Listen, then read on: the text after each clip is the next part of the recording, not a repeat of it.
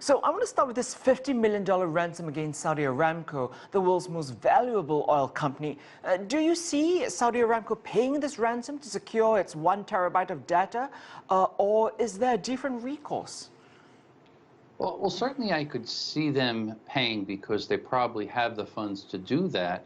That being said, most of the time, these ransomware cases, they'll negotiate it down to a significant amount that they might actually negotiate it down before they'll actually proceed ahead and pay. And what's interesting about most of the ransomware attacks that we're starting to see lately, look at Colonial Pipeline, which wasn't too long ago.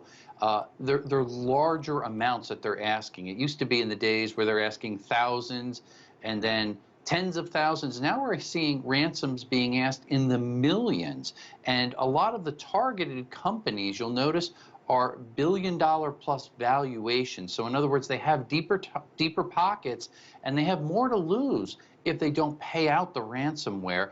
And a lot of this seems to be coming from the dark side. This is a Russian-based hacking group. They were believed to be behind the Colonial Pipeline hack, and I believe many of these other attacks they're also behind. And what they do is they actually provide ransomware as a service. So they work in conjunction closely with other cyber criminal gangs and actually help them out to target specific companies so they can perform these ransomware attacks.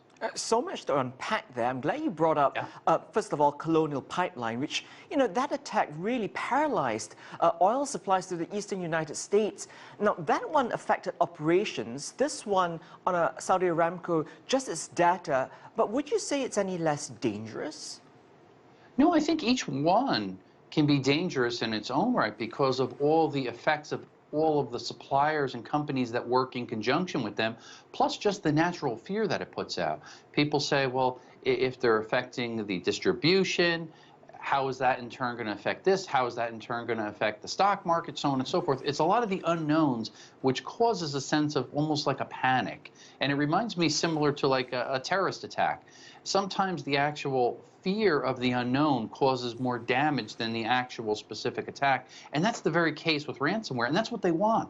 They want to instill fear and a sense of urgency, which is going to make the victim that's being targeted going to pay the ransom much quicker. That's their goal. And I'm glad you also brought up this whole issue about deep pockets, because I suppose I wonder, why is the energy industry such a prime target for hackers? I mean, is it purely monetary, or is there more of a political bent, anything more subversive? Probably a combination of things. Certainly, these hackers are going after the money, and clearly the energy sector has a lot of money. And the other thing that I think they're doing is they're looking at the energy sector as a whole, and unfortunately, it's difficult to secure and protect critical infrastructure, that being energy, and a lot of the other areas too. When you look at water, you look at sewer, you look at gas. It's difficult, you look at nuclear, to protect all these assets globally.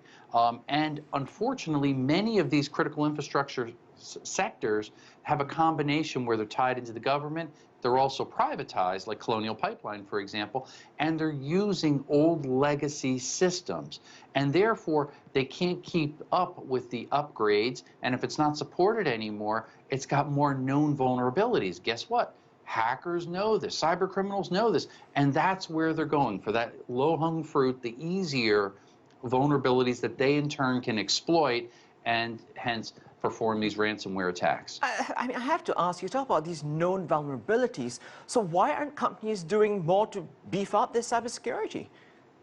Well, they are. In fairness, it's just not easy to do because if you look at the sheer size of these networks, and it's not just like we go on our personal home computer and you run an antivirus software and you update it. These systems are very intricate, and there's thousands of computers involved, and they're handling sensors and meters and lots of different things. So there's a lot of moving parts here, and it can be very disruptive. You can't just jump in there and start doing these things and mixing it up. Security takes over a period of time, in some cases many years, to fully upgrade just within a specific capacity of the infrastructure there. So it is happening. They are making great strides. What we don't hear about is all the failed attempts that aren't going through, because this is usually kind of hushed because they don't want people to be scared.